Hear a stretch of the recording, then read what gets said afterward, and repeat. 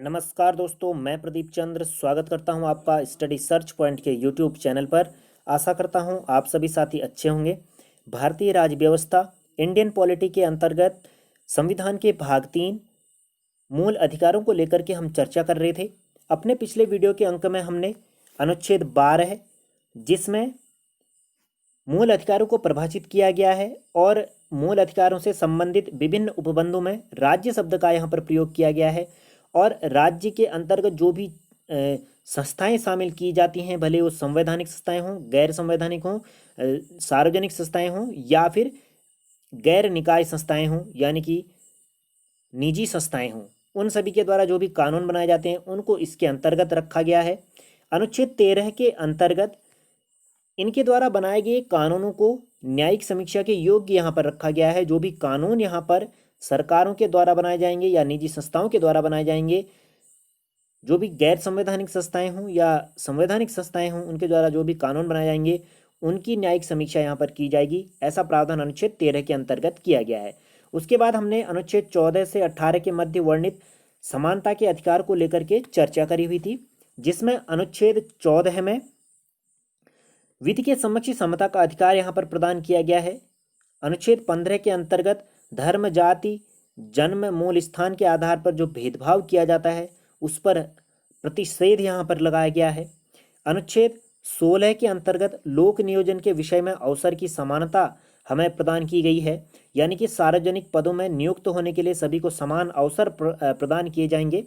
अनुच्छेद 17 के अंतर्गत हमें अस्पृश्यता का अंत और उसका आचरण निषिद्ध यहाँ पर किया गया है, यानी कि अपराध माना गया है अस्पृश्यता को बढ़ावा देने पर।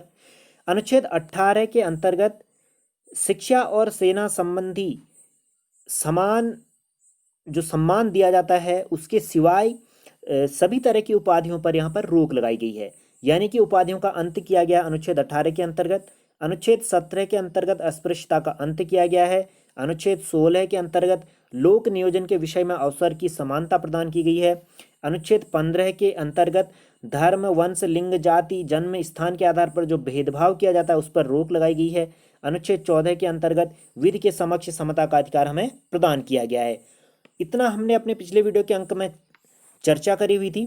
आज अपने इस वीडियो के अंक में हम समानता के अधिकार के साथ साथ शोषण के विरुद्ध अधिकार, धर्म की स्वतंत्रता का अधिकार और शिक्षा और संस्कृति संबंधी अधिकार पर चर्चा करेंगे। सबसे पहले हम बात कर रहे हैं स्वतंत्रता के अधिकार को लेकर के, जो अनुच्छेद 19 से 22 के मध्य वर्णित किया गया है। अनुच्छेद 19 के अंतर्गत वाक स्वतंत्रता आदि विषयों के कुछ अधिकारों का संरक्षण दिया गया है, यानी कि बोलने की, अभिव्यक्ति करने की, अपने विचारों को साझा करने की स्वतंत्रता हमें दी गई है। मूल संविधान में अनुच्छेद 19 के अंतर्गत हमें 7 प्रकार की स्वतंत्रताएं दी गई थी, लेकिन अनुच्छेद 19 का यानी कि 19 का F को हटाने के बाद वर्तमान में मूल अधिकारों की संख्या इसके अंतर्गत 6 रह गई है, यानी कि स्वतंत्रता के अधिकार के तहत हमें 6 तरह की स्वतंत्रताएं वर्तमान में दी गई हैं। मूल संविधान में 7 तरह की स्वतंत्रताएं दी गई थी। ठीक है, अब बात करते हैं अनुच्छेद 19 के ए या अनुच्छेद 19 के क के अंतर्गत क्या कहा गया है। इसमें हमें अभिव्यक्ति, वाक की स्वतंत्रता दी गई है, यानी कि बोलने की स्वतंत्रता हमें इसके अंतर्गत दी गई है। ठीक है, और इसके तहत कौन कौन सी स्वतंत्रताएं हमें दी गई हैं, इसमें सबसे पहले प्रेस की स्वतंत्रता भी इसी के अंतर्गत दी गई है। अनुच्छेद 19 के ए के अंतर्गत प्रेस की स्वतंत्रता दी गई है, यानी कि मीडिया की स्वतंत्रता दी गई है। व्यावसायिक विज्ञापन की स्वतंत्रता दी गई है, यानी कि हम अपने व्यवसाय का प्रमोशन कर सकते हैं, उनका उसके संदर्भ में विज्ञापन प्रकाशित कर सकते हैं। फोन टेपिंग, यानी कि किसी भी व्यक्ति की फोन कॉल्स को रिकॉर्ड करना, सुनना, इसको भी अपराध यहाँ पर माना गया है अनुच्छेद 19 के ए के अंतर्गत। क के अंतर्गत जो भी प्रसारित करने का अधिकार है, भले वो सरकार के द्वारा हो या निजी तौर से हो, सरकार का इलेक्ट्रॉनिक मीडिया पर एकाधिकार नहीं दिया गया है। यहाँ पर सरकार का इलेक्ट्रॉनिक मीडिया पर एकाधिकार नहीं होगा और किसी भी अखबार को पूर्ण तरीके से, ठीक है, पूर्ण तरीके से प्रतिबंध नहीं किया जा सकता। किसी भी अखबार को पूर्ण तरह से प्रतिबंध यहाँ पर नहीं किया जा सकता और इलेक्ट्रॉनिक मीडिया पर सरकार का एकाधिकार नहीं होगा। किसी भी राजनीतिक दल या संगठन द्वारा आयोजित बंद के खिलाफ अधिकार है, यानी कि कोई भी ऐसा राजनीतिक दल हो, कोई संगठन हो, अगर वो बंद करता है तो उसके खिलाफ हमें अधिकार है कि हम इस बंद के खिलाफ आवाज़ उठा सकते हैं। ठीक है, बंद के खिलाफ भी आवाज़ हम उठा सकते हैं।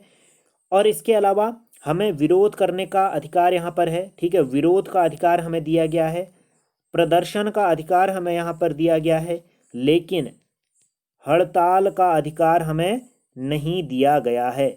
मोस्ट इंपॉर्टेंट है, हड़ताल का अधिकार हमें नहीं दिया गया है, विरोध और प्रदर्शन का अधिकार अवश्य दिया गया है, शांति का अधिकार भी हमें इसी के तहत दिया गया है। ठीक है, शांति का अधिकार भी हमें अनुच्छेद 19 के ए के अंतर्गत या अनुच्छेद 19 के क के अंतर्गत दिया गया है। ठीक है, अब हम बात करते हैं अनुच्छेद 19 के बी या अनुच्छेद 19 के ख की बात करते हैं। तो इसमें हमें शांतिपूर्ण बिना हथियार के सम्मेलन करने की स्वतंत्रता दी गई है। हम सम्मेलन कर सकते हैं, बैठक कर सकते हैं, इस तरह का अधिकार हमें दिया गया है। हालांकि हमारे पास किसी भी तरह का हथियार नहीं होना चाहिए, व्यवस्था में किसी तरह हिंसा नहीं होनी चाहिए, अव्यवस्था नहीं फैलनी चाहिए, गलत संगठन या सार्वजनिक शांति यहाँ पर भंग नहीं होनी चाहिए। तो इस तरह से हम शांतिपूर्ण तरीके से क्या कर सकते हैं, सम्मेलन कर सकते हैं, सभा कर सकते हैं। ठीक है, इसके तहत भी हमें अगर किसी भी सभा को लेकर के कोई संदेह होता है या उस सभा के आयोजित होने से किसी भी तरह की सुरक्षा को लेकर के खतरा होता है, तो उसे आपराधिक व्यवस्था के अंतर्गत धारा 144 के तहत रोका जा सकता है। धारा 144 लगाने के साथ उसको रोक दिया जा सकता है उस तरह की सभाओं को सम्मेलन करने को लेकर के। ठीक है, ये धारा 144 के अंतर्गत अपराध उसको माना जाता है। ठीक है, चलिए अब हम बात करते हैं अनुच्छेद 19 के सी की। अनुच्छेद 19 का सी यानी कि अनुच्छेद 19 का गौ, इसमें संघ और संगठन बनाने की स्वतंत्रता हमें दी गई है। संघ और संगठन यानी कि हम यहाँ पर भले ही किसी भी तरह का राजनीतिक दल बनाना चाहते हो, कोई कंपनी बनाना चाहते हो, साझा फर्म खोलना चाहते हो, किसी भी तरह की समिति बनाना चाहते हो, कोई क्लब बनाना चाहते हो, संगठन बनाना चाहते हो, तो इस तरह की स्वतंत्रता हमें अनुच्छेद 19 के सी के अंतर्गत दी गई है कि हम किसी भी तरह की संगठन, क्लब बना सकते हैं या फर्म बना सकते हैं, कंपनी बना सकते हैं। ठीक है, और 97वां संविधान संशोधन 2012 में किया गया, इसके तहत सहकारी समितियां बनाने की स्वतंत्रता भी हमें दी गई। और सहकारी समिति बनाने की जो स्वतंत्रता की बात यहाँ पर होती है वो 97वां संविधान संशोधन 2012 में किया गया था। हालांकि जो ये वाद रहा था वह बालाजी राघवन, ठीक है, बालाजी राघवन बनाम भारत संघ का वाद था। 1996 में ये वाद आया था। ठीक है, बालाजी राघवन वाद के बाद ही 1996 के बाद सहकारी समितियों के गठित करने की स्वतंत्रता पर सहमति बनी और 97वां संविधान संशोधन 2012 में किया गया और 1996 वाद के तहत सहकारी समितियां गठित करने की स्वतंत्रता हमें दी गई। ठीक है, बालाजी राघवन वाद 1996 में आया हुआ था। मोस्ट इंपोर्टेंट है, ये भी आपको यहाँ पर ध्यान देना है। ठीक है, चलिए अब हम बढ़ते हैं आगे, बात करते हैं अनुच्छेद 19 का घ यानी कि डी के बारे में। अनुच्छेद 19 के डी, इसमें देश में किसी भी क्षेत्र में अबाध रूप से संचरण या आवागमन की स्वतंत्रता हमें प्रदान की गई है। हालांकि कुछ अपवाद यहाँ पर है। अगर लोगों के हित की बात यहाँ पर की जाए, अनुसूचित जाति शेड्यूल ट्राइब के लोगों की सुरक्षा और उनके हितों की बात की जाए, जिसमें जनजाति क्षेत्र में बाहर के लोगों के प्रवेश को प्रतिबंधित यहाँ पर किया गया है, जिससे कि शेड्यूल ट्राइब के लोगों की, अनुसूचित जनजाति के लोगों की जो विशेष संस्कृति धरोहर है, भाषा, रीति रिवाज है और जनजाति क्षेत्रों में जो प्रावधान बनाए गए हैं उसके तहत इनके अधिकार यहाँ पर हनन न हो सकें, प्रतिबंध लगाया गया है कि इन क्षेत्रों में हम नहीं भ्रमण कर सकते और अन्यथा संपूर्ण देश में हम क्या कर सकते हैं, घूम सकते हैं, कहीं भी जा कर के देख सकते हैं किसी भी स्थान को। हालांकि कुछ अपवाद यहाँ पर है जनजाति क्षेत्रों को लेकर के। अगर उनकी सुरक्षा, उनकी संस्कृति को किसी भी तरह का खतरा होता है तो उन क्षेत्रों में जाने से रोक लगाई गई है बाहरी लोगों के। ठीक है, भले ही वो देश के नागरिक हों या विदेशी नागरिक हों। ठीक है, तो ये एक महत्वपूर्ण चीज़ है। और इसके अलावा संचरण की स्वतंत्रता के अंतर्गत यानी कि हम एक जगह से दूसरी जगह घूमने की स्वतंत्रता को लेकर के दो तरह के अधिकार यहाँ पर हैं। एक तो आंतरिक संचरण, ठीक है, आंतरिक यानी कि देश में निर्बाध संचरण की बात होती है, और दूसरा बाह्य यानी कि विदेश घूमने की का अधिकार भी यहाँ पर दिया गया है। ठीक है, इसमें देश में वास करने का अधिकार यानी कि देश में वापस आने का अधिकार भी यहाँ पर है। ठीक है, वास करने का नहीं, देश में वापस आने का अधिकार भी यहाँ पर है। जैसे हम किसी देश से बाहर, अपने देश से बाहर गए और वहाँ किसी कारणवश फंस गए, तो वापस अपने देश में आने का अधिकार भी हमें दिया गया है। ठीक है, इसमें जो पहले वाले अधिकार की हमने बात करी, आंतरिक संचरण की बात हमने करी, देश के अंदर निर्बाध रूप से संचरण की बात हमने करी, ये अनुच्छेद 19 के अंतर्गत इसको शामिल किया गया, 19 के डी के अंतर्गत। लेकिन जो बाहर घूमने का अधिकार है और वहाँ से वापस आने का जो अधिकार है, वह अनुच्छेद 21 के अंतर्गत भी शामिल किया गया। अनुच्छेद 21 के अंतर्गत क्या है? प्राण और दैहिक स्वतंत्रता का अधिकार है। तो बाहर अगर हम फंस गए हैं तो वापस अपने देश में आ सकते हैं, ये हमारे प्राण और दैहिक स्वतंत्रता के अधिकार के अंतर्गत भी आता है। मोस्ट इंपोर्टेंट आपको ध्यान देना है। ठीक है, चलिए अब हम बात करते हैं अनुच्छेद 19 के ई की, यानी कि यों की अंगों की बात करेंगे। तो इसमें जो है किसी देश में अगर हम बाहर देश के क्षेत्र में, किसी भी अपने देश के क्षेत्र में निवास कर सकते हैं, बस सकने की स्वतंत्रता हमें दी गई है देश के किसी भी क्षेत्र में। हालांकि ये बात अलग थी कि 2019 31 अक्टूबर 2019 से पहले जम्मू कश्मीर के क्षेत्र में हम स्थायी तौर से निवास नहीं कर सकते थे। यहाँ पर हम किसी भी तरह से अपना घर नहीं बना सकते थे। और ये अनुच्छेद 370 के अंतर्गत जो प्रावधान गठित किए गए थे, उनके अंतर्गत इस तरह का प्रावधान किया गया था कि जम्मू कश्मीर राज्य के अंतर्गत हम निवास नहीं कर सकते।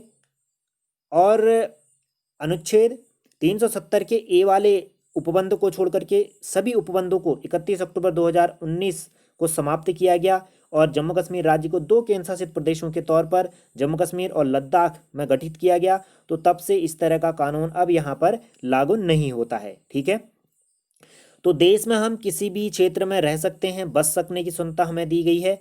और यहाँ पर भी हमें 2 तरह के अधिकार यहाँ पर दिए जाते हैं। एक तो अस्थाई तौर से, ठीक है, किस तरह से? अस्थाई तौर से हम रह सकते हैं, दूसरा स्थायी से। ठीक है, यानी कि एक तो हम कुछ समय के लिए रह सकते हैं और एक हम परमानेंट यानी कि हमेशा के लिए वहाँ घर बना करके रह सकते हैं। तो 2 तरह के अधिकार यहाँ पर इसके अंतर्गत हमें दिए गए हैं। ठीक है, अब अनुच्छेद 19 के एफ की बात करते हैं, जो कि चौ के अंतर्गत रखा गया था। संपत्ति को खरीदने का अधिकार, अधिग्रहण करने का और बेचने की स्वतंत्रता, जो कि पहले 7 तरह के मूल स्वतंत्रताओं में दी गई थी, लेकिन इसको 44वें संविधान संशोधन 1978 के द्वारा संविधान के भाग 12 के अंतर्गत अनुच्छेद 300 के ए या 300 के क के तहत इसको शामिल किया गया कानूनी अधिकार के तौर पर। 44वां संविधान संशोधन 1978 में, 42वां संविधान संशोधन 1976 में मूल अधिकार जोड़े गए। अमेरिका देश के संविधान से हमने इनको ग्रहण किया है। और इस दौरान इंदिरा गांधी जी की सरकार थी। 44वां संविधान संशोधन 1978 के दौरान मोरारजी देसाई की सरकार थी, जिन्होंने संपत्ति के मूल अधिकार को एक कानूनी अधिकार के तौर पर बदला। ठीक है, अब हम बात करते हैं अनुच्छेद 19 के जी की, यानी कि 6 की। इसमें रोजगार यानी कि व्यापार, आजीविका करने की स्वतंत्रता हमें दी गई है। यानी कि हम किसी भी कार्य को कर सकते हैं, किसी भी पेशे को कर सकते हैं, व्यापार कर सकते हैं, उद्योग धंधों को कर सकते हैं। तो इस तरह का अधिकार हमें दिया गया है यहाँ पर कि हमें अपने आजीविका के लिए कोई भी रोजगार हम करने की हमें स्वतंत्रता दी गई है। ठीक है, तो ये अनुच्छेद 19 के अंतर्गत जो 6 तरह की स्वतंत्रताएं हमें दी गई थी, उस पर हमने बात यहाँ पर करी। अब ये 6 तरह की स्वतंत्रताएं कौन कौन सी थी, तो हम यहाँ पर आपको बता चुके हैं। बोलने की स्वतंत्रता, शांतिपूर्ण सम्मेलन करने की स्वतंत्रता, संगठन बनाने की स्वतंत्रता, किसी भी क्षेत्र में घूमने की स्वतंत्रता, और इसके अलावा किसी भी क्षेत्र में निवास करने की स्वतंत्रता और व्यापार करने की स्वतंत्रता। तो ये 6 तरह की स्वतंत्रताएं हमें दी गई हैं अनुच्छेद 19 के अंतर्गत। अब हम बात करते हैं अनुच्छेद 20 की। तो अनुच्छेद 20 में अपराध के लिए दोष सिद्धि के संदर्भ में संरक्षण, यानी कि कोई व्यक्ति को अपराधी घोषित किया गया है तो अपने को निर्दोष घोषित करने के संदर्भ में उसको संरक्षण यहाँ पर दिया गया है कि वह अपराधी नहीं है। ठीक है, और इसके अंतर्गत हमें कुछ अधिकार दिए गए हैं। एक तो किसी भी व्यक्ति को एक अपराध के लिए केवल एक बार ही सजा दी जा सकती है, एक अपराध के लिए केवल एक ही बार सजा दी जाएगी। और उस समय जो उसने अपराध किया होगा उस दौरान जे देश में जो कानून लागू किया गया होगा उसी के तहत उसको सजा दी जाएगी। उसके बाद या उससे पहले के कानून के आधार पर उसको सजा नहीं दी जाएगी। यानी कि अभी कोई उसने अपराध किया है वर्तमान समय में, और वर्तमान का ही कानून जो होगा उसी के आधार पर उसको सजा दी जाएगी। और किसी भी व्यक्ति को एक अपराध के लिए केवल एक बार ही सजा यहाँ पर दी जाएगी। ठीक है। तीसरा जो पक्ष इसमें आता है कि किसी भी अभियुक्त को स्वयं के विरुद्ध साक्षी बनने के लिए बाध्य नहीं किया जा सकता। यानी कि उसको इस तरह से टॉर्चर नहीं किया जा सकता, इस तरह से उस पर जुर्म या अत्याचार नहीं किया जा सकता कि वह जुर्म को कबूल कर ले ना करते हुए भी। ठीक है। यानी कि उसने कोई अपराध किया ही ना हो और उससे जबरदस्ती उस जुर्म को कबूल आ जाए, तो इस तरह का भी अधिकार यहाँ पर दिया गया है कि वह किसी भी जुर्म को कबूल नहीं सकता। अगर उसने वो जुर्म नहीं किया है तो स्वयं के खिलाफ वो साक्षी नहीं बन सकता है। ठीक है।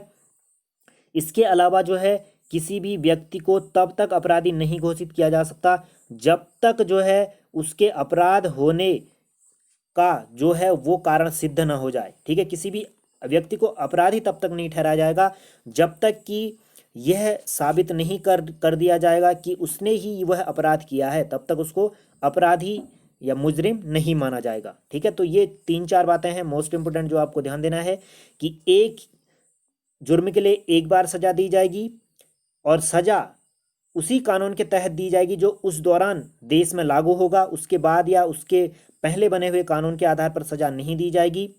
किसी भी व्यक्ति को अपने खिलाफ ही साक्षी होने के लिए बाध्य नहीं किया जाएगा और किसी भी व्यक्ति को अपराधी तब तक नहीं ठहराया जाएगा जब तक यह साबित नहीं कर लिया जाएगा कि वह जुर्म उसी व्यक्ति ने किया है।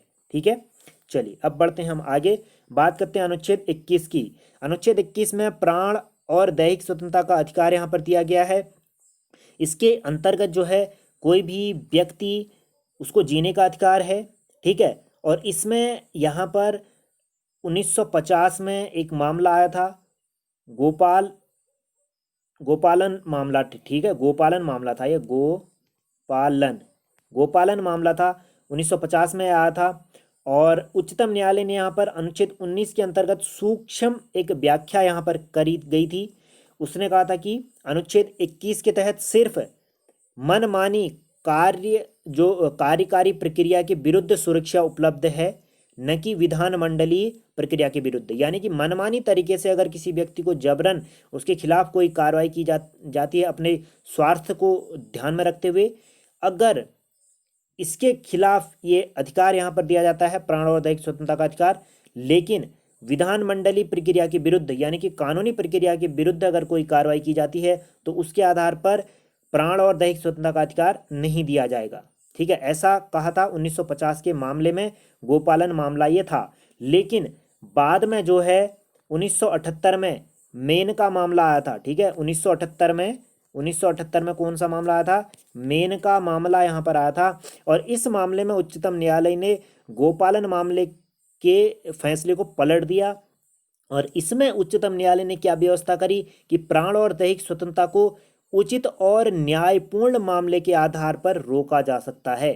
प्राण और दैहिक स्वतंत्रता को उचित और न्यायपूर्ण मामले के आधार पर रोका जा सकता है और इसके प्रभाव में अनुच्छेद 21 के तहत सुरक्षा केवल मनमानी कार्यकारी प्रक्रिया पर ही उपलब्ध नहीं होगी बल्कि विधानमंडलीय प्रक्रिया के विरुद्ध भी ये उपलब्ध की जाएगी। ठीक है। इससे पहले क्या था कि मनमानी कार्य प्रक्रिया के विरुद्ध ये प्राण और दैहिक स्वतंत्रता का अधिकार था, लेकिन अब यहाँ पर 1978 में जब मेन का मामला आया था 1978 में, तो इसमें उच्चतम न्यायालय ने जो गोपालन मामला 1950 था उसके विरुद्ध जाकर के फैसला लिया कि विधानमंडलीय प्रक्रिया के विरुद्ध भी प्राण और दैहिक स्वतंत्रता का अधिकार यहाँ पर दिया जाएगा। मोस्ट इंपोर्टेंट है, आपको ध्यान देना है। और प्राण और दैहिक स्वतंत्रता के अंतर्गत जो है बहुत सारी अधिकार हमें दिए गए हैं। एक तो निजता का अधिकार भी यहाँ पर है। ठीक है। निजता का अधिकार है, जीवन रक्षा का अधिकार हमें दिया जाता है, स्वच्छ पर्यावरण का अधिकार यहाँ पर दिया गया है। ठीक है। अगर किसी की प्रतिष्ठा को क्षति पहुंचती है तो उसके खिलाफ भी अधिकार यहाँ पर दिया गया है। आश्रय का अधिकार यहाँ पर दिया गया है, इसी के अंतर्गत स्वास्थ्य का अधिकार दिया गया है। और अनुच्छेद 21 के अंतर्गत ही मोस्ट इंपोर्टेंट है, शिक्षा का अधिकार भी दिया गया है।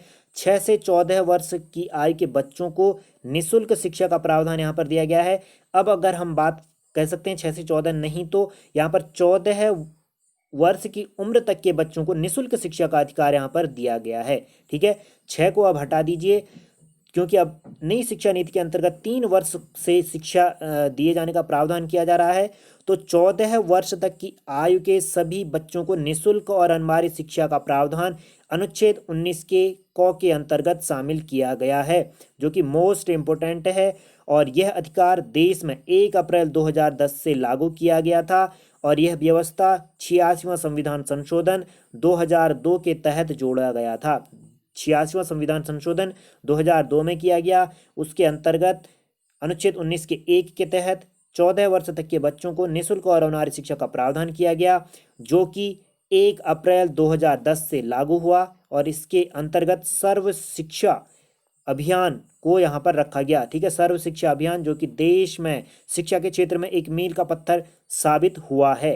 कुछ हद तक पूरी तरह इसको सफल नहीं कह सकते क्योंकि अभी भी बहुत ज़्यादा इसमें काम किया जाना है, लेकिन कह सकते हैं फिर भी मील का पत्थर साबित हुआ सर्व शिक्षा अभियान। ठीक है, इस संशोधन से पहले संविधान के भाग 4 के अनुच्छेद 45 के अंतर्गत यह प्रावधान दिया गया था। ठीक है, नीति निर्देशक तत्वों के अंतर्गत यह प्रावधान दिया गया था शिक्षा संबंधी अधिकार। ठीक है, शिक्षा संबंधी अधिकार नीति निर्देशक तत्वों के अंतर्गत भाग 4 में शामिल किया गया था, लेकिन मौलिक कर्तव्य में भी बाद में इसको जोड़ा गया। भाग 4 के क के अंतर्गत 51 के क में 11वां मौलिक कर्तव्य के तौर पर भी शिक्षा का अधिकार को जोड़ा गया है। ठीक है, मोस्ट इंपोर्टेंट है। अनुच्छेद 45 में नीति निर्देशक तत्वों के अंतर्गत भी शिक्षा का अधिकार है और नीति निर्देशक तत्वों के अंतर्गत ही संविधान के अनुच्छेद 51 में जो मौलिक कर्तव्य वर्णित किए गए हैं 51 के क के तहत, उसमें भी शिक्षा संबंधी अधिकार दिया गया है। 11वें मौलिक कर्तव्य के अंतर्गत उसको जोड़ा गया है। ठीक है, चलिए अब हम बात करते हैं अनुच्छेद 22 की। अनुच्छेद 22 में कुछ दशाओं में गिरफ्तारी और उसके विरुद्ध संरक्षण का अधिकार यहाँ पर दिया गया है और इसके तहत किस तरह के प्रावधान किए गए हैं कि किसी भी व्यक्ति को गिरफ्तार करने से पूर्व उसको सूचना देनी अनिवार्य होगी। किसी भी व्यक्ति को अगर हम गिरफ्तार कर रहे हैं तो उसको सूचना देनी आवश्यक होगी कि आपको हिरासत में लिया जा रहा है और गिरफ्तार किए हुए व्यक्ति को 24 घंटे के अंतर्गत निकटतम न्यायालय यानी कि मजिस्ट्रेट जिला न्यायालय के सामने प्रस्तुत करना होता है। ठीक है, 24 घंटे के अंतर्गत उसको यहाँ पर प्रस्तुत करना होता है किसी भी व्यक्ति को अगर गिरफ्तार किया हुआ है तो। ठीक है, मोस्ट इंपोर्टेंट है, ये आपको यहाँ पर ध्यान देना है। और इसके अलावा यहाँ पर ऐसे अभियुक्त को स्वयं के वकील से परामर्श लेने का अधिकार भी है। अगर किसी व्यक्ति को हमने गिरफ्तार किया है तो वह अपने वकील से यहाँ पर क्या कर सकता है, परामर्श कर सकता है। ठीक है, अपने वकील से वो परामर्श यहाँ पर कर सकेगा कि उसको हिरासत में लिया गया है तो वो अब आगे क्या करे। ठीक है, इसमें कुछ निवारण संबंधी मामले भी हैं जिसमें कि निरोध और गिरफ्तारी संबंधी संरक्षण की अगर हम बात कर रहे हैं तो इस कानून के अंतर्गत अगर किसी व्यक्ति को अपराध करने से पूर्व गिरफ्तार किया जाता है तो इसका प्रमुख उद्देश्य क्या होगा कि उस व्यक्ति को अपराध करने से रोकना। अपराध करने से पूर्व अगर किसी व्यक्ति को लग रहा है कि ये व्यक्ति आने वाले समय में कहीं पर कुछ हिंसात्मक कार्य गतिविधि को अंजाम देने वाला है तो उसको गिरफ्तार किया जाएगा ताकि उस हिंसात्मक गतिविधि को रोका जा सके। ठीक है, अगर कोई व्यक्ति किसी भी यानी कि कोई भी अगर व्यक्ति है अगर इस अधिनियम के तहत गिरफ्तार किया जाएगा कि वो किसी अपराध को करने वाला है और जो है उस अपराध को भी रोका जाए, उस व्यक्ति को गिरफ्तार किया जा रहा है तो उसको 3 माह तक न्यायालय में बिना पेश किए रखा जा सकता है। ठीक है, 3 माह तक हिरासत में बिना न्यायालय के समक्ष पेश किए रखा जा सकता है। इससे पहले क्या था कि 24 घंटे के अंदर उसको मजिस्ट्रेट के सामने पेश करना होता था, लेकिन अगर किसी व्यक्ति कोई हिंसात्मक गतिविधि को करने वाला है उसको उस गतिविधि को करने से पहले ही अगर गिरफ्तार कर लिया जाए तो ऐसे व्यक्ति को 3 माह तक न्यायालय के समक्ष पेश नहीं भी किया जा सकता है। ठीक है,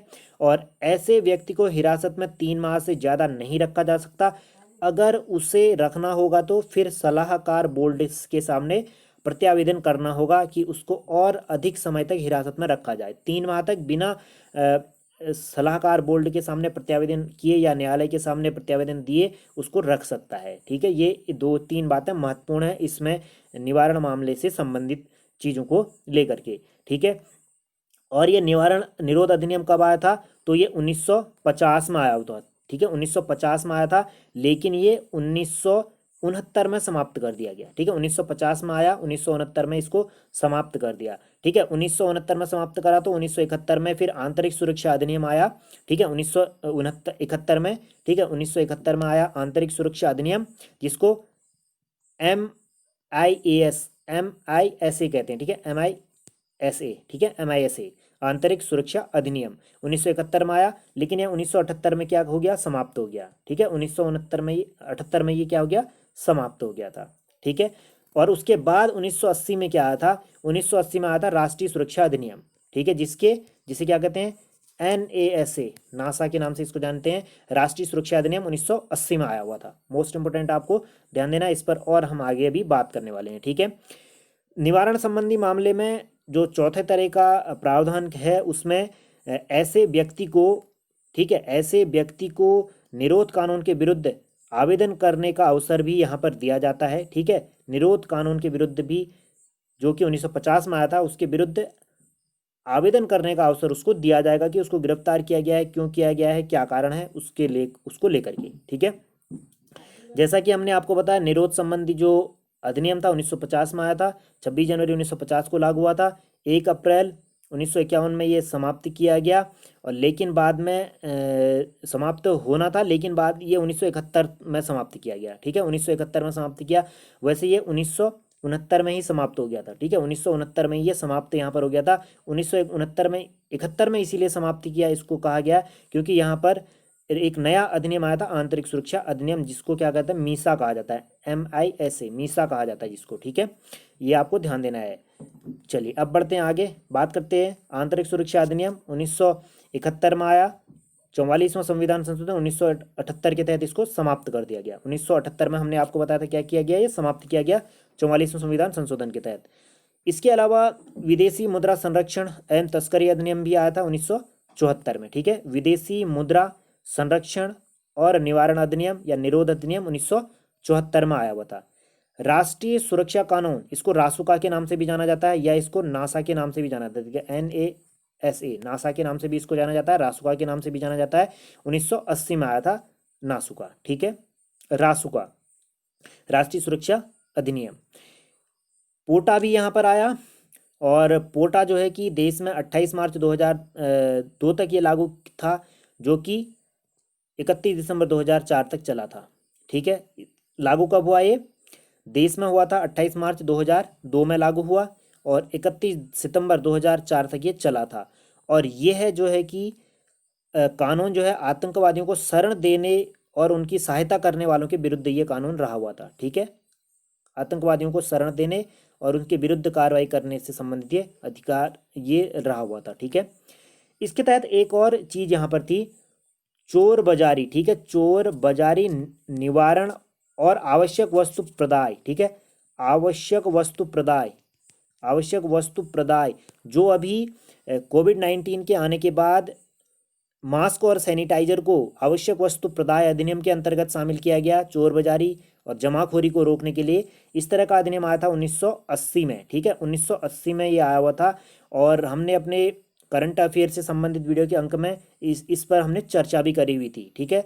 चोर बाजारी निवारण और आवश्यक वस्तु संप्रदाय अधिनियम कब का है, 1980 का है। मोस्ट इंपोर्टेंट है, 1980 का है, चोर बाजारी निवारण और आवश्यक वस्तु संप्रदाय कोविड-19 के अंतर्गत जो मास्क और सैनिटाइजर को आवश्यक वस्तुओं की सूची में शामिल किया गया था, वह इसी अधिनियम के अंतर्गत शामिल किया गया था, ठीक है।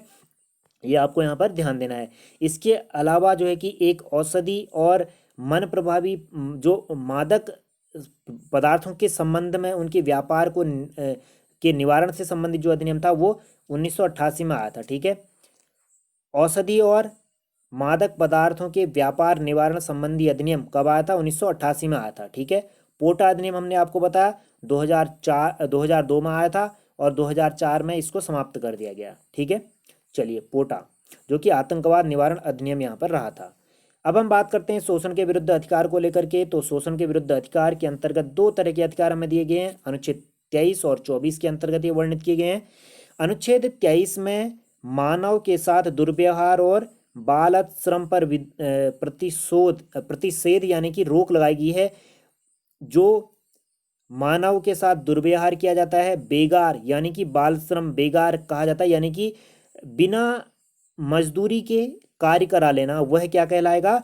बाल श्रम कहलाएगा, यानी कि जिसको बेगार कहते हैं। ठीक है, बेगार, बिना पैसे के रोजगार, यानी कि बिना किसी भी तरह का पे किए बिना ही कार्य को ले लेना, तो उस तरह का वो बेगार कहलाता है। ठीक है, अंग्रेजी शासनकाल के दौरान ये चला हुआ था, तो इस पर यहाँ पर रोक लगाई गई है और मानव के साथ दुर्व्यवहार पर भी रोक लगाई गई है।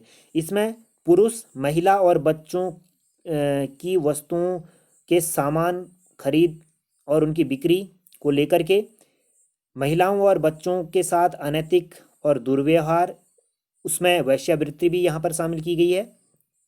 इसके अलावा देवदासी जो प्रथा चलती है, दास प्रथा जो है, इन सारे कृत्यों को यहाँ पर अपराध माना गया है और इनको अनैतिक दुर्व्यवहार निवारण 1956 के अंतर्गत शामिल किया गया। ठीक है, अनैतिक दुर्व्यवहार निवारण अधिनियम कब आया था? 1956 में आया था। मोस्ट इंपोर्टेंट है, अनैतिक दुर्व्यवहार निवारण अधिनियम 1956 में ये आया हुआ था। ठीक है, अनुच्छेद 24 की अगर हम बात करते हैं, अनुच्छेद 24 के अंतर्गत कारखानों आदि में बालकों के नियोजन पर प्रतिशोध, यानी कि बालकों के द्वारा किए जाने वाले कार्य पर रोक लगाई गई है।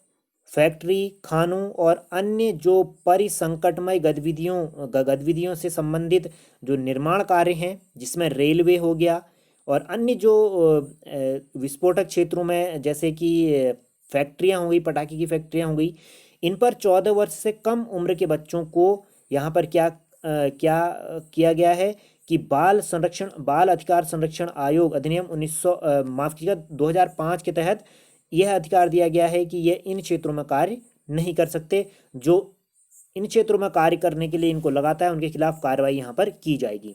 ठीक है, तो बाल श्रम जो है, ठीक है, बाल श्रम अधिनियम कब आया था? 1986 में आया था बाल श्रम अधिनियम। ठीक है, और बाल श्रम अधिनियम के अलावा बालक नियोजन अधिनियम भी आया था 1938 में, अंग्रेजी शासनकाल के दौरान। ठीक है, जो बालक नियोजन अधिनियम था 1938 में आया। कारखाना अधिनियम आया था। कारखाना अधिनियम कब आया? 1948 में आया। ठीक है, कारखाना अधिनियम 1948 में। खान अधिनियम, ठीक है, कौन सा? खान अधिनियम कब आया? 1952 में आया था खान अधिनियम। ठीक है, 1952 में आया था।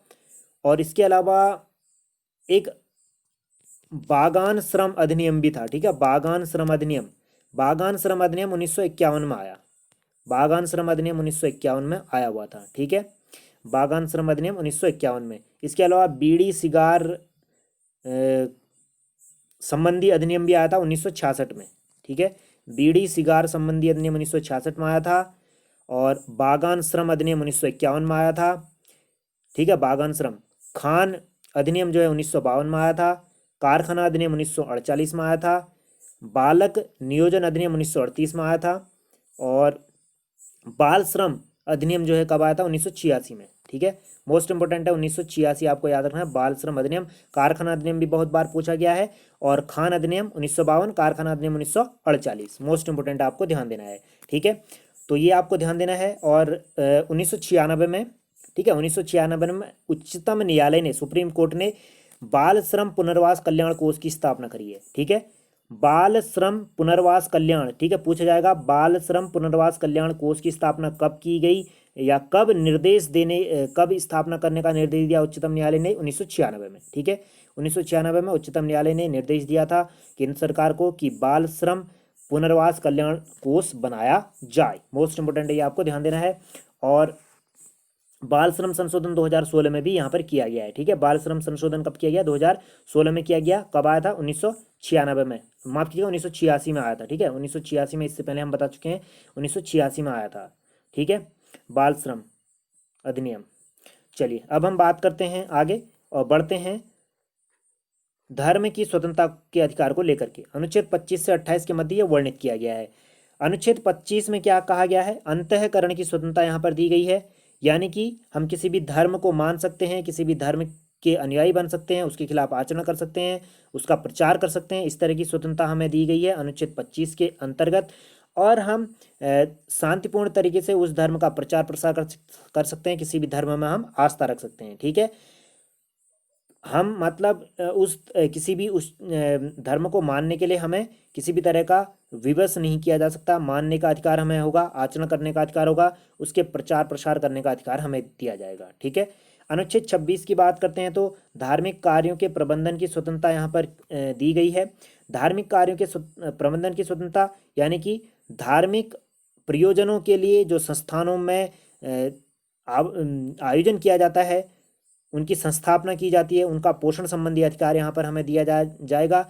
और अपने धर्म विषय के कार्यों का प्रबंधन करने का अधिकार हमें होगा। ठीक है, इसके अलावा स्थावर संपत्ति के अर्जन यानी कि किसी भी संपत्ति को दान को स्वीकार करने का अधिकार होगा। और ऐसी संपत्ति का जो है कि विधि के अनुसार प्रशासन करने का अधिकार भी हमें होगा। ठीक है, कानून के अनुसार प्रशासन करने का अधिकार भी हमें होगा। कार्य प्रबंधन, संपत्ति अर्जन करने और संस्थानों की जो कि स्थापना करने, उनका पोषण करने, जो धर्मशालाएं भी बनाई जाती हैं अनेक धर्मों के द्वारा, संस्थाओं के द्वारा, और प्रशासन करने की स्वतंत्रता। तो इस तरह की स्वतंत्रता अनुच्छेद 26 के अंतर्गत दी गई है, जो कि धार्मिक कार्यों में प्रबंधन की स्वतंत्रता के तहत है। अनुच्छेद 27 की बात करते हैं तो यहाँ पर किसी विशिष्ट धर्म की अभिवृद्धि के लिए समुदाय के बारे में स्वतंत्रता यहाँ पर दी गई है। यानी कि किसी भी धर्म को अपने धर्म की अभिवृद्धि, पोषण और उसके लिए व्यय करने की स्वतंत्रता होगी।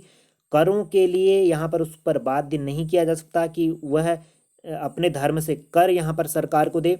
दूसरे शब्दों में कह लें तो राज्य कर के रूप में एकत्रित धन को किसी विशिष्ट धार्मिक उत्थान या उनके रखरखाव, उनके व्यय के लिए नहीं दे सकती है राज्य भी। ठीक है, मोस्ट इंपोर्टेंट है, राज्य भी कर को यानी कि जो टैक्स जनता से लिया जाता है उस कर को किसी भी विशिष्ट धार्मिक उत्थान के लिए, उनके रखरखाव के लिए व्यय नहीं कर सकती है। और यह व्यवस्था राज्य को किसी धर्म या दूसरे धर्म के मुकाबले पक्ष लेने वाली बात को भी यहाँ पर रोकता है। ठीक है, यानी कि राज्य का कोई धर्म नहीं होगा, ऐसा हमारे संविधान में कहा गया है। राज्य के लिए सभी धर्म क्या होंगे? समान होंगे। ठीक है, तो इस अनुच्छेद के तहत कहा गया है कि जो भारतीय व्यक्ति होगा वो सरकार के कर से बाध्य नहीं होगा कि वह किसी भी धर्म को लाभ पहुंचा सके या दूसरे धर्म से वो भारी मात्रा में उसको क्षति पहुंचा सके। इस तरह का अधिकार राज्य को नहीं दिया गया है, सभी धर्मों को समान रूप से वो मानेगी। अनुच्छेद 27 के तहत इस तरह का प्रावधान किया गया है कि सभी धर्मों के कल्याण के लिए कार्य करेगी राज्य, अगर कार्य करेगी तो। ठीक है, अनुच्छेद 28 की बात करते हैं तो इसमें शिक्षा संस्थाओं में धार्मिक जो शिक्षण है, ठीक है, धार्मिक शिक्षण या धार्मिक उपासना में उपस्थित होने से संबंधित अधिकार है कि अगर कोई छात्र चाहे तो अगर धार्मिक संबंधी शिक्षा दी जा रही है, धार्मिक संबंधी उपासना के संबंध में कोई आयोजन किया जा रहा है, तो उसमें उपस्थित होना या न होना उसकी स्वयं की इच्छा पर निर्भर होगा। ठीक है, ये आपको यहाँ पर ध्यान देना है। इसमें 4 तरह के प्रावधान किए गए हैं। एक तो ऐसे संस्थान जिनका पूरी तरह रखरखाव राज्य करता हो, ऐसे संस्थान जिनका प्रशासन राज्य करता हो लेकिन उनकी स्थापना किसी विन्यास या न्यास ने करी हो। ठीक है, विन्यास या न्यास ने करी हो और राज्य द्वारा मान्यता प्राप्त संस्था, ऐसे संस्थान जो राज्य द्वारा वित्त प्राप्त हों यानी कि वित्तीय सहायता प्राप्त कर रहे हों, ऐसे संस्थान भी हों।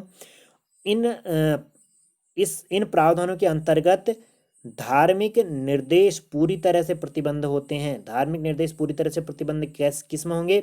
ऐसे संस्थान जिनका रखरखाव पूरी तरह से राज्य करता हो। ठीक है, यहाँ पर धार्मिक निर्देश पूरी तरह से क्या होंगे? प्रतिबंध होंगे। जबकि ऐसे संस्थान जिनका प्रशासन राज्य करती हो लेकिन उनकी स्थापना किसी न्यास या विन्यास के द्वारा की गई हो, वहाँ पर धार्मिक शिक्षा की अनुमति होगी। ठीक है, धार्मिक शिक्षा की अनुमति कहाँ पर होगी? ऐसे संस्थानों में जिनकी स्थापना तो किसी न्यास या विन्यास के द्वारा की गई हो, न्यास के द्वारा की गई हो, लेकिन जो है उसका प्रशासन राज्य कर रही हो, तो वहाँ पर धार्मिक शिक्षा की अनुमति होगी। लेकिन धार्मिक शिक्षा की अनुमति कहाँ पर नहीं होगी? ऐसे संस्थान जहाँ पर पूरी तरह से रखरखाव राज्य कर रही हो, राज्य के द्वारा स्थापित, ठीक है, ऐसे संस्थान में धार्मिक शिक्षा की अनुमति नहीं होगी। ऐसे संस्थान जहाँ पर पूरी तरह से रखरखाव राज्य कर रही हो, राज्य के द्वारा स्थापित, ऐसे संस्थान में धार्मिक शिक्षा की अनुमति नहीं होगी। ऐसे संस्थान जहाँ पर पूरी तरह से रखरखाव राज्य कर रही हो, राज्य के द्वारा स्थापित शिक्षण संस्थानों में, ठीक है। इसके अलावा राज्य द्वारा मान्यता प्राप्त संस्थान और ऐसे संस्थान जो कि राज्य के वित्त से सहायता प्राप्त संस्थान हो, वहाँ पर स्वैच्छिक आधार पर धार्मिक शिक्षा की अनुमति होगी, स्वैच्छिक आधार पर, ठीक है। शैक्षिक आधार पर यहाँ पर धार्मिक शिक्षा की अनुमति यहाँ पर दी जाएगी। तो ये आपको यहाँ पर ध्यान देना है कि किसी भी धार्मिक कार्यों में शिक्षण संबंधी संस्थाओं पर उपस्थित होना या न होना, वह जो है कि किसी एक व्यक्ति का अपना मत हो सकता है, वह चाहे तो उसमें उपस्थित हो भी सकता है, नहीं भी हो सकता है, उसको बाध्य नहीं किया जा सकता, ठीक है। हालांकि ऐसे संस्थानों पर अनुमति अवश्य होती है जो जिनका प्रशासन यहाँ पर राज्य के द्वारा किया जा रहा हो, लेकिन न्यास के द्वारा स्थापित की जा रही हो और मान्यता प्राप्त हों। इसके अलावा ऐसे संस्थान जो कि राज्य के द्वारा वित्त सहायता प्राप्त हों, उन क्षेत्रों में भी धार्मिक शिक्षा की अनुमति होगी और वहाँ पर उपस्थित होने के लिए भी बाध्य किया जा सकता है, लेकिन नहीं भी किया जा सकता, ठीक है। चलिए बढ़ते हैं आगे, बात करते हैं हम अनुच्छेद 29 से 30 के मध्य वर्णित शिक्षा और संस्कृति संबंधी अधिकार। शिक्षा और संस्कृति संबंधी अधिकार के तहत अनुच्छेद 29 में अल्पसंख्यक वर्गों के हितों के संरक्षण की बात यहाँ पर कही गई है।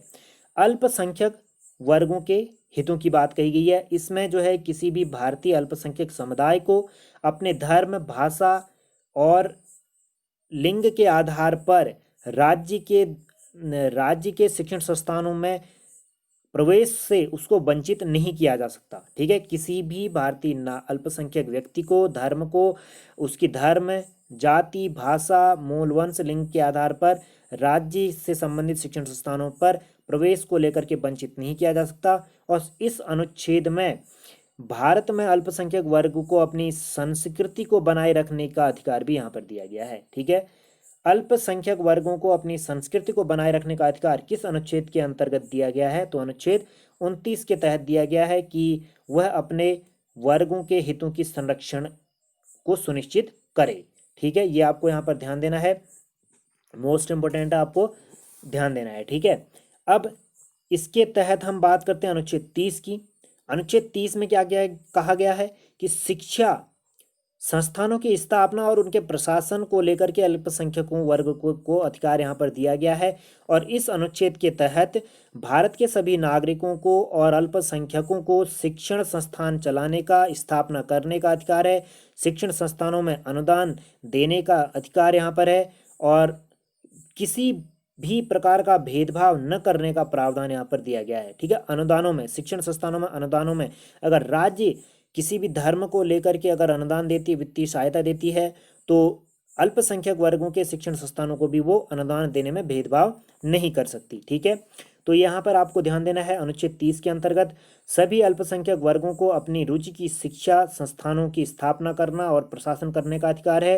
राज्य द्वारा अल्पसंख्यक वर्ग शिक्षा संस्थाओं को जो भी संपत्ति दी जाती है उसको क्षतिपूर्व रकम यानी कि जो भी है रकम दी जाती है उसके अधिकार से उसको वंचित नहीं किया जा सकता है, ठीक है। इसके अलावा राज्य आर्थिक सहायता में अल्पसंख्यक वर्गों द्वारा जो प्रतिबंधित संस्थान हैं उनके साथ विभेद नहीं कर सकती, ठीक है। यानी कि ऐसे संस्थान जो अल्पसंख्यकों हितों के लिए ही बनाए गए हों उनकी आर्थिक सहायता राज्य सरकार कर सकती है, वहाँ पर विभेद नहीं कर सकती, भेदभाव नहीं कर सकती, ठीक है। ये आपको ध्यान देना है। इसके अलावा यहाँ पर अल्पसंख्यक शिक्षा संबंधी तीन तरह के प्रकार हमें देखने को मिलते हैं। एक तो राज्य से आर्थिक सहायता प्राप्त, मान्यता प्राप्त वाले शिक्षण संस्थान होते हैं, राज्य के द्वारा जो स्थापित किए जाते हैं। कुल मिलाकर के ऐसे संस्थान जो राज्य के द्वारा मान्यता प्राप्त होते हैं, किसी व्यक्ति के द्वारा, निजी संस्थाओं के द्वारा किए जाते हैं, लेकिन राज्य के द्वारा वो मान्यता प्राप्त होते हैं, लेकिन उन्हें आर्थिक सहायता प्राप्त नहीं होती, राज्य उन्हें आर्थिक सहायता नहीं प्रदान करता। और ऐसे संस्थान भी होते हैं जो कि राज्य से मान्यता प्राप्त या सहायता नहीं लेते हैं, ठीक है। राज्य के द्वारा वो मान्यता प्राप्त भी नहीं होते हैं और सहायता भी नहीं लेते, फिर भी वो अपनी शिक्षा को आगे बढ़ाते हैं, यानी कि एक लोकल एरिया में अपनी शिक्षा का प्रचार प्रसार करते हैं और अपने समूह में, अपने संगठन में उस शिक्षा का प्रचार प्रसार करते हैं, ऐसे संस्थान को गठित करके, ठीक है। तो ये सारी चीज़ें थी शिक्षा संबंधी और संस्कृति संबंधी अधिकार को लेकर के जो बातें कही गई हैं, इसमें अल्पसंख्यकों को मुख्य रूप से ध्यान में रखते हुए ये अधिकार दिए गए हैं कि पहले अनुच्छेद 19 के अंतर्गत ऐसे कोई भी भारतीय अल्पसंख्यक व्यक्ति उसकी भाषा, धर्म, जाति, लिंग, मूल के आधार पर राज्य के किसी भी शिक्षण संस्थान पर प्रवेश से उसको वंचित नहीं किया जा सकता। और अल्पसंख्यक वर्ग द्वारा अपनी संस्कृति को बनाए रखने का अधिकार यहाँ पर दिया गया है। अनुच्छेद 30 के अंतर्गत शिक्षण संबंधी संस्थाओं की स्थापना, उनके प्रशासन का अधिकार दिया गया है। अनुदान यहाँ पर ले सकते हैं और शिक्षण संस्थानों को खोल सकते हैं। तो और राज्य अनुदान में भेदभाव नहीं कर सकती अन्य जातियों के साथ और अल्पसंख्यक वर्गों के शिक्षण संस्थानों के साथ। ठीक है, तो ये सारी चीज़ें थी। तो उम्मीद है ये वीडियो का अंक आपको पसंद आया होगा। अब हम अपने अगले वीडियो के अंक में हम बात करेंगे संवैधानिक उपचारों के अधिकार को लेकर के, यानी कि जो रिट की बात यहाँ पर होती है कि किस तरह से उच्चतम न्यायालय, सुप्रीम कोर्ट के द्वारा हमारे अधिकारों की रक्षा की जाती है। इस पर हम अपने अगले वीडियो के अंक में चर्चा करेंगे। तो चलिए मिलते हैं अपने अगले वीडियो के अंक में। तब तक के लिए नमस्कार, स्वस्थ रहें, हमेशा मुस्कुराते रहें। जय हिंद, जय भारत।